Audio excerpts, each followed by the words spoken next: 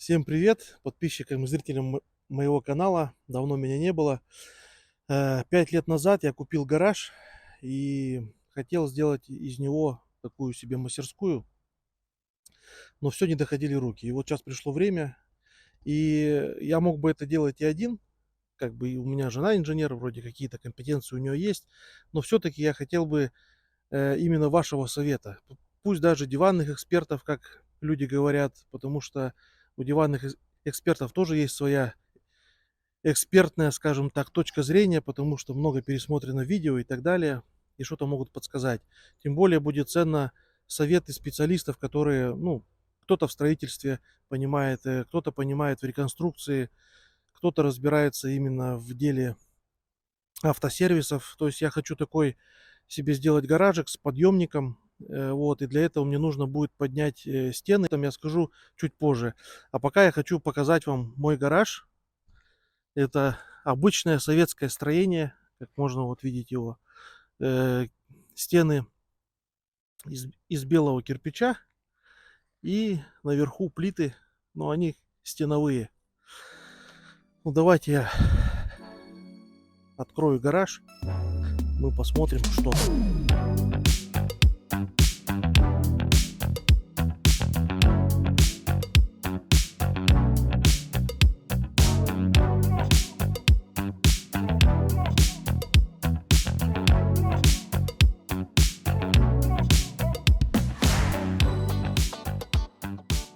Ну, в таком состоянии я его купил, практически здесь ничего не делал. Единственное, что было здесь все завалено хламом. Ну, как видите, и сейчас этот хлам везде находится.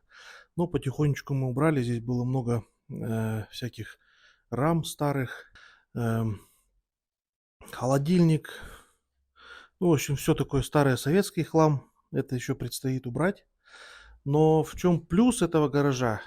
Почему мне понравился? Все-таки он больше стандартного советского гаража.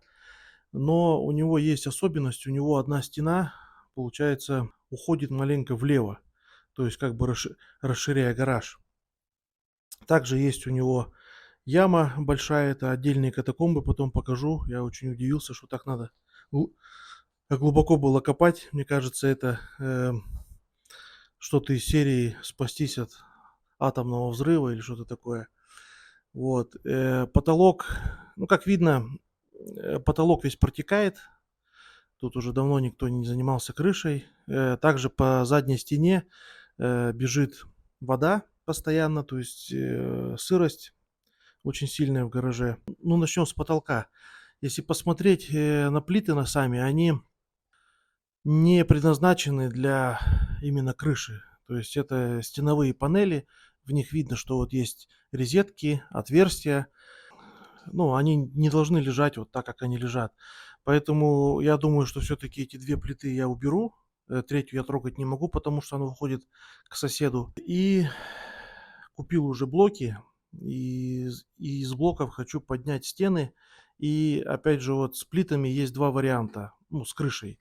Есть там две старые плиты, П-образные, которые именно для крыши предназначены. И вот, ну, они тяжелые, они, грубо говоря, по 7 тонн каждая. То есть их ложить на такую конструкцию, я вот думаю, наверное, это плохо. Поэтому как-то больше склоняюсь, наверное, к деревянной крыше и обшить железом. Как вот вы посоветуете тоже вот бывалые? Вот такие 300-е блоки я купил. Получилось 5 поддонов. Ну, если что, можно поштучно купить, не проблема. Как бы главное, что хватило по высоте. Я только переживаю, вот как подъемник встанет по высоте. Вот. Так что стройматериал уже какой-то есть. Ну, если закончить про плиты уже, про потолок, еще вот у нас есть вот эта плита, которая идет к соседу. И здесь, я так понимаю, у нас же кладка блоков пойдет именно вот по этой плите, стенка. То есть нам нужно какую-то сделать подпорку. Вот из чего ее делать? Какой-то металл. Опять же, если металл, да, места не сильно много. И у нас тут еще яма находится. Сейчас мы тут и разгребем, вам потом покажем. И куда это все упереть, как упереть? из чего сделать, тоже вот вопрос напишите, кто понимает в этом деле. Я так специалистам, какой подъемник выбрать. Я всякие смотрел, но для моего гаража, конечно, двухстоечный и с нижней синхронизацией вроде как дешевле. Вот есть смысл переплачивать за верхнюю. С верхней смотрится как-то понадежней. Ну, вот как бы для меня. Может, я, конечно, ошибаюсь. Конечно, я приезжал в сервисы, я видел и с верхней синхронизацией, и с нижней синхронизацией, и все у всех работает, все стоит, не падает. Но почему-то у меня вот создается впечатление, что вот это вот сверху эта палка, она, вот эта перекладина, она дает какой-то вот все-таки жесткости этой конструкции. Хотя я понимаю, что главное сделать фундамент под этот под подъемник, чтобы все было в ноль, как говорится, да, чтобы он ровно стоял, тогда и нагрузка будет только вниз машины давить. Но все-таки вот не знаю, стоит ли переплачивать вот эти 20 тысяч и вообще какую модель вы посоветуете. Потому что я все-таки почему склоняюсь к Норбергу, потому что у них все-таки металл потолще. И ценник, конечно, у них повыше, чем там еще есть, по-моему, как-то, ну, короче, китайские бренды с русскими названиями, скажем так, да, сейчас уже не помню. Там металл у них потоньше.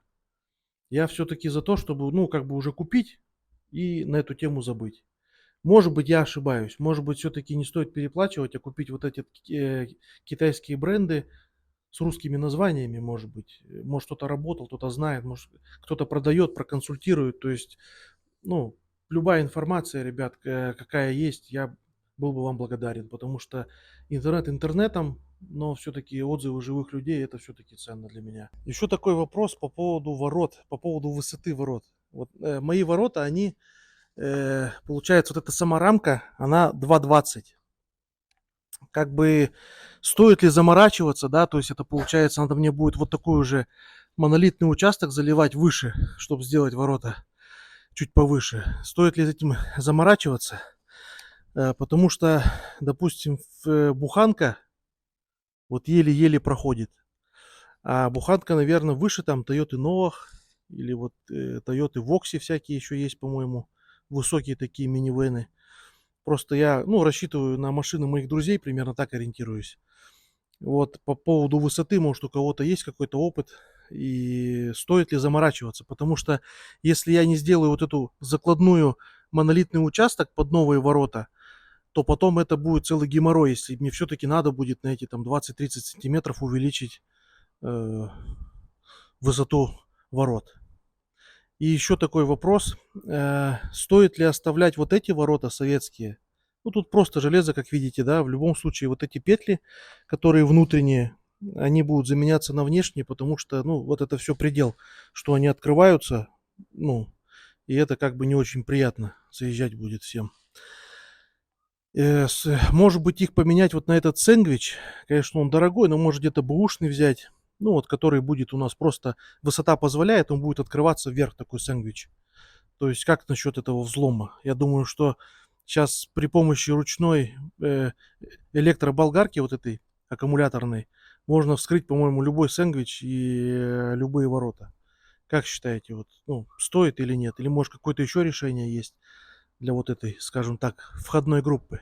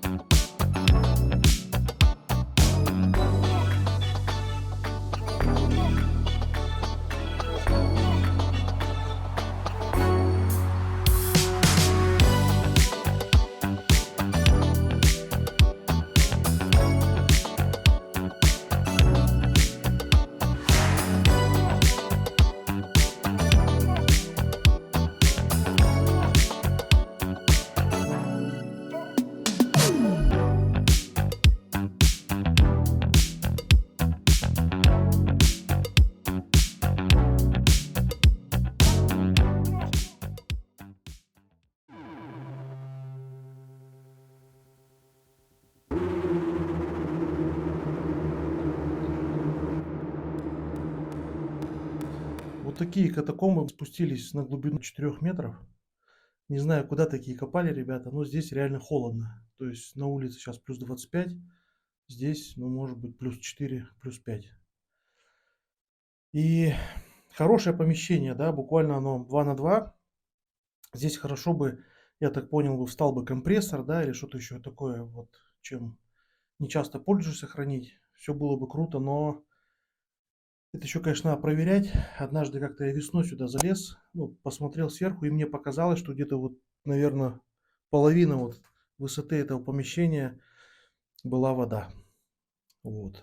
Песок мокрый, но опять все это мокрое, сейчас здесь вот и потолок, и все, скорее всего, от крыши, потому что она прямо ровно бежит, капает все сюда. То есть починим крышу, увидим, что здесь. А так помещение классное, конечно. Здесь и прохладненько для того же компрессора там или чего-то еще. Что тут есть? Есть тут вентиляция сделана, но эта вентиляция забита цементом. То есть вот все, рука не лезет. С той стороны тоже сделана вентиляция. По идее, на вытяжку и на приход. Это хорошо. Но еще надо будет с той стороны обойти, посмотреть. По-моему, это не работает. Там, кстати, вот живет чужой у нас. Подсними его. Он еще пока маленький, но, думаю, лет через 5 вымахает уже в того самого чужого с 4 челюстями. Вот. Ну, провести сюда свет, я думаю, если все хорошо будет. И классное помещение. Так что у кого какие идеи насчет этого помещения, может, я что-то не догоняю, может, и не стоит сюда ничего ставить, может, это все заржавеет, еще что-нибудь. Так что любые идеи, опыт этих ям я готов услышать в комментариях. Давайте пообщаемся на эту тему тоже. Вот такой получился обзор гаража. Немного сумбурный, но я не профессиональный блогер, уж извиняйте. Жду ваших ответов в комментариях. На все комментарии отвечу, почитаю, где-то поспорим, где-то примем к сведению ваше мнение. Поэтому подписывайтесь, будем держаться вместе. Всех рад видеть. Всем пока.